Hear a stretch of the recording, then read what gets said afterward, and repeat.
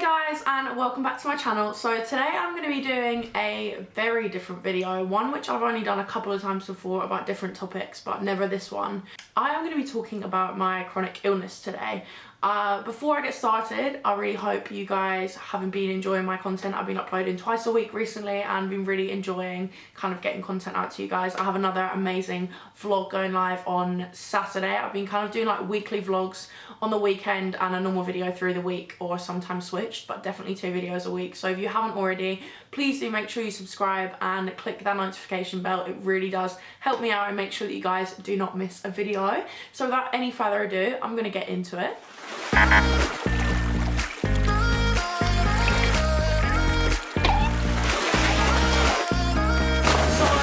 I don't really know where to start, so I asked on Instagram because I had mentioned it a couple of times and I had a massive influx of direct messages on Instagram, a kind of questions about my illness, and I want to kind of touch on the fact that I don't really mention it often, and that's because I guess I kind of wanted to steer away from being the girl with the illness. Yeah, I think that's always kind of been something that I'm a little bit scared of, I guess. But from you guys' response to me kind of flippantly mentioning it, it has become apparent to me that it's more common than I thought. I have something called ME. I was diagnosed with ME when I was 16, as far as I can remember. The way that I actually got ME was I had a series of bacterial infections which completely knocked my immune system for 6.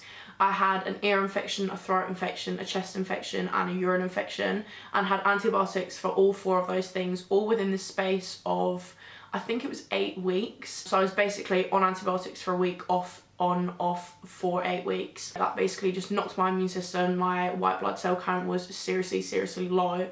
They initially thought I had glandular fever, which is something I think I actually had previous to that. Yeah, then I got diagnosed with ME. I'm gonna go a lot more into how the diagnosis happened because it was not an easy diagnosis. It took, I think, 18 months. So yeah, I'm gonna go on to the post that I did for questions. How do you deal when it's not been so bad? Do you feel yourself lying to yourself? I really struggle with this with my ME and explaining it to other people. I do understand this a lot. I feel like if you're not really having a bad day, people can kind of take, not advantage, because I think that's a good thing when people take advantage of when you feel good, but I think people forget. So I just think that's a natural thing for people to do, because you're not gonna, if you're not labelled with that, then you're not labelled as your illness, so it's not really something that people will automatically associate you with. So I personally think it's a good thing when people kind of forget. I just remind them that if I am having a bad day, that's me having a bad day, and yeah, that's it. I'm very kind of open and upfront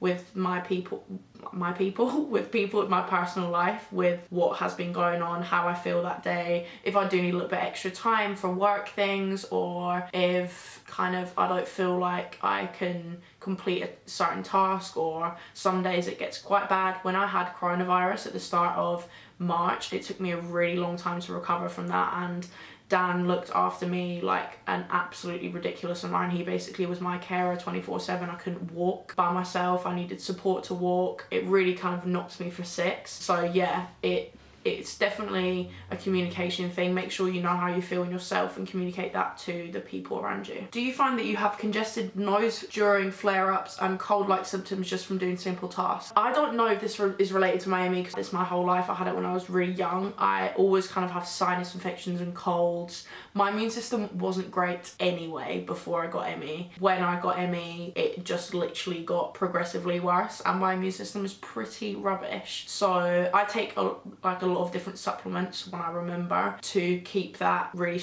as strong as it can be. I couldn't say specifically if that's true or not, because I've always had that. I don't know if it's made it worse or not. How did you get diagnosed, and how did you know to go to your doctors? When I was really unwell with the bacterial infections, obviously I was on antibiotics. I was run down anyway. I didn't feel great. I was kind of all these different symptoms anyway. So I was back and forth to the doctors for the 8 weeks that I mentioned, and then after that I just progressively got more tired and more tired and more tired, and less engaged, less excitable about things, and I felt very down as well, because I'm a very excitable person. I'm literally like a little puppy, so I really love doing things, getting out activities like physical activities, sports. I was heavily involved in sports at that point, so that was really difficult for me because my whole kind of aura, energy, everything had changed about me. Yeah, that kind of went on for a few weeks, a couple of months, probably maybe 3 months.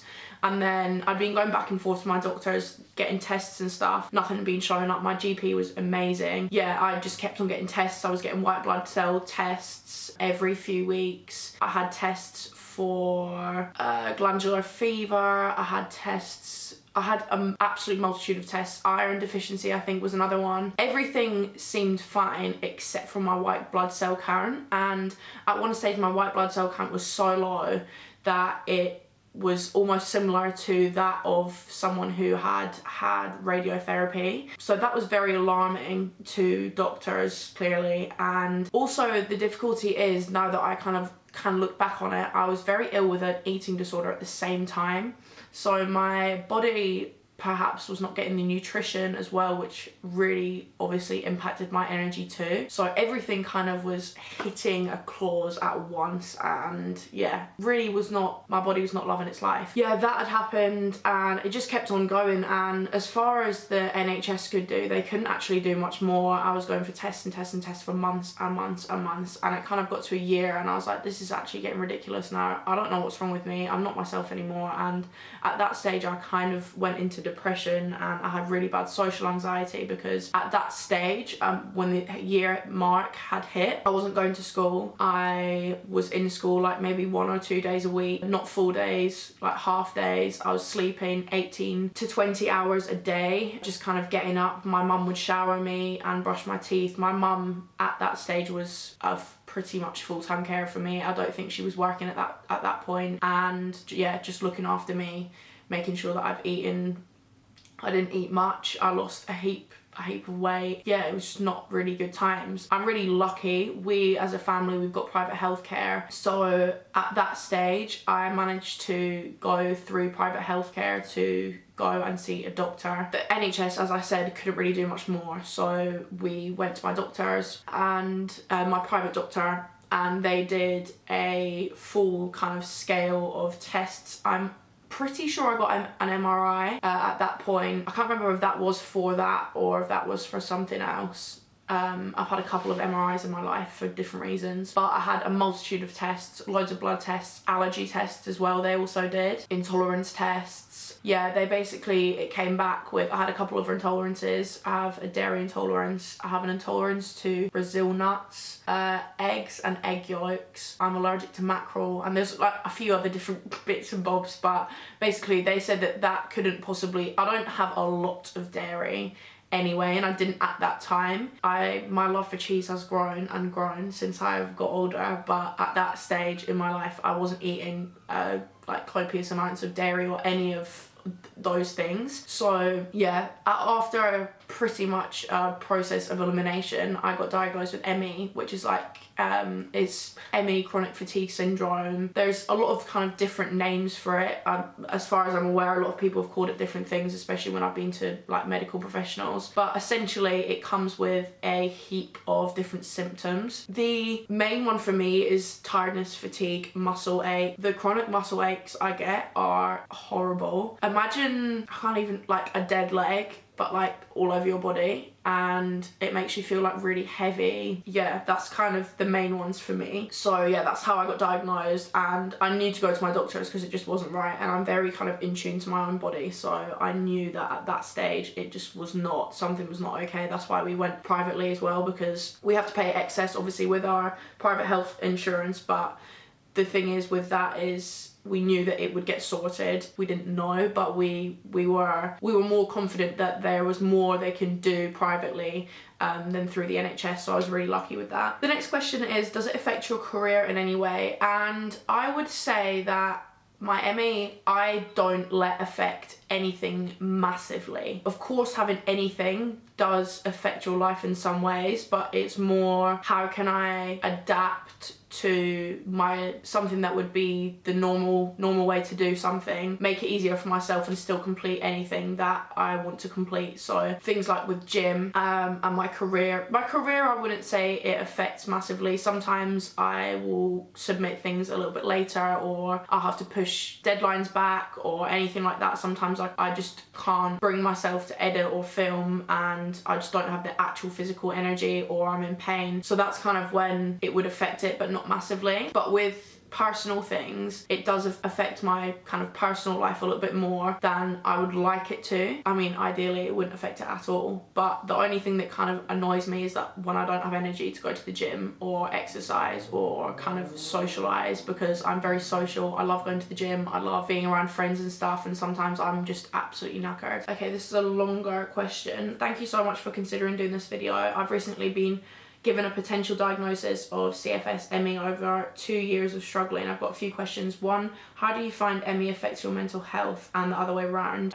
Again, I'm not sure how much my mental health would be different if I didn't have ME, because as I kind of briefly mentioned, I had an eating disorder before I got diagnosed with ME, and during ME, as I said, my social anxiety got a lot worse because I was not spending time with people. When I was like 15 to maybe 17, 18, I spent a lot of time by myself, on my own, sleeping, just kind of in my own little bubble. So yeah, I guess that way, socially, it affected me quite a lot. But now I would say it's more like a struggle. Like I get more frustrated with myself, and I wouldn't say that's mentally. Mentally, I have bad mental health days and I struggle with different things, but I don't think that they're necessarily linked to ME. Any tips on how to not feel like your life is over when you can't do what you should be able to do at your age? I'm 25. Sorry for the ramble and a couple of questions, but thank you again. Oh, bless you. First of all, I really hope you're okay, and I hope you get a diagnosis soon of something at least. Yes, I do feel like it's a struggle sometimes, because I'm like, oh, that's so annoying that I can't do that, or it's frustrating that I feel tired, or it's frustrating that I can't do as much at the gym as I wanted to. But I think with those kind of things I'm just grateful that I'm able to do anything, because a lot of people get put in situations in which they will be completely debilitated, and I know that I'm very lucky that I'm not in that situation, and that's kind of what I like to remind myself of when I do kind of have those frustrating times. I let myself feel frustrated. I don't not allow myself to feel a certain way. Obviously, I'm with Dan like 24/7. He's very good at making sure that I am actively feeling the feelings that I feel, if that makes sense, and not feeling guilty about any sort of feeling of frustration or guilt that I can't do anything, etc, etc. What do your symptoms feel like, as in depth as you can explain or are happy to explain? Okay, so there is a long list of symptoms, a lot that I feel on a daily basis and some that I feel more sporadically, I guess. The first one would be the tiredness and the muscle aches, like I mentioned. The other one that I've recently discovered is a symptom of ME, which I never knew, I just thought it was me, is my inability to regulate my body temperature. I'm always absolutely freezing or literally sweating. Like, when I say sweating, I mean like I'll be sitting in a room when everyone's like just chilling, like maybe with a jumper on or something, and I am dripping. Like, it's just not normal. And I just thought, oh, maybe I'm just like really sweaty, or like my body just can't regulate its heat. But I never really put two and two together as to that could be a symptom. And yeah, that is a symptom. So that is something that I struggle with on a daily basis. That is probably the most annoying symptom that I have. The next one would be this thing called brain fog, I think it's called. It just like, this is probably the most difficult to explain, because, and maybe the most frustrating one out of all of them, because it's almost unexplainable. Sometimes I just either say stupid things or do stupid things. And when I say stupid, I mean like, I did this the other day. I meant to airdrop something from Dan's phone to mine, and I deleted it instead. And it's like, my brain's just not switched on, and I'm just doing things on autopilot, but it's just not working properly. I just don't know how to explain it. It's just really hazy. It's almost like, I don't know, I've taken some sort of drug and I'm really kind of like hazy and not sure about what I'm doing. That's the feeling that I get, if that makes any sense. A very common question I've had is, how do I cope with a flare-up, and kind of things to do that make me feel better. Coping with flare-ups is difficult because there's no medication medicate ME. So I find sugar really helps me. My body is very sensitive to sugar. So if I have like, say, a can of Fanta or a packet of sweets, I do get more energy. Coffee helps, anything that has caffeine in it. I tend to not have a lot of caffeine because of my anxiety. I will have a panic attack if I have way too much caffeine and my heart just blows through the roof. So I try and keep it on the down low with the caffeine, but sugar really helps me. Walking and moving my muscles every so often helps. I'm trying to think of other things that help me. Dan squeezes my muscles because I get really sore muscles. It's mostly in my legs, and the pains I'll get in my legs are horrific. So he'll like squeeze my muscles and like put pressure on my bones. I don't know if that makes sense, like literally like this. Like you're trying, like imagine trying to strangle someone, right, with your hands. That's literally what he does on my legs, like really, really tight. It hurts, but it almost relieves the pain. I also bought something recently. I don't have it with me, but I will link it down below, and it has massively helped me. And it sounds so random, a foot massager. And it massages like up to your ankles, but the pressure that it puts on your feet is so, so helpful, because I get the pain mostly in my legs and my feet, and genuinely this thing has made such a difference. Even on the days where I don't really have a lot of pain, I use it and I feel like it has helped a lot. Other things are things like arnica. I use like deep heat roller balls and the freeze roller balls, anything that's like massage kind of. I do also get some like liquid build-up almost in my legs sometimes and the bottom of my ankles, so any sort of massaging or squeezing of my muscles helps to drain that fluid. A really good question is, how do I manage motivation on working from home with ME? I have ME and I haven't been sleeping at all recently, and then suddenly days after I can't get out of bed or move from agony and it starts all over again. It is quite difficult, I'm not gonna lie, especially because I work from home all the time, not just in this pandemic. I've always worked from home, so it is difficult to motivate myself, but I guess it's something that I have recently had a more inspiring kick from, I guess. And I think it's probably due to this pandemic and knowing that we don't really have tomorrow promised. And I just thought, you know what am I doing sitting, low-key feeling sorry for myself?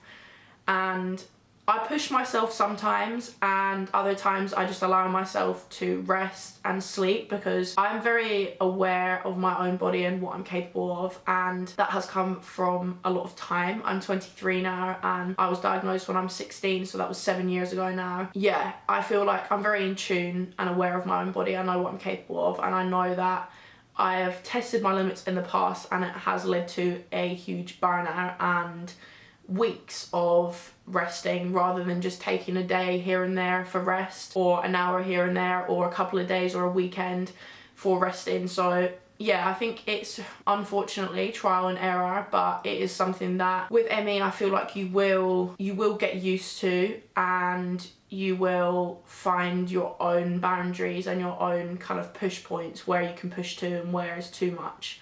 So yeah, I feel like, have I mentioned everything?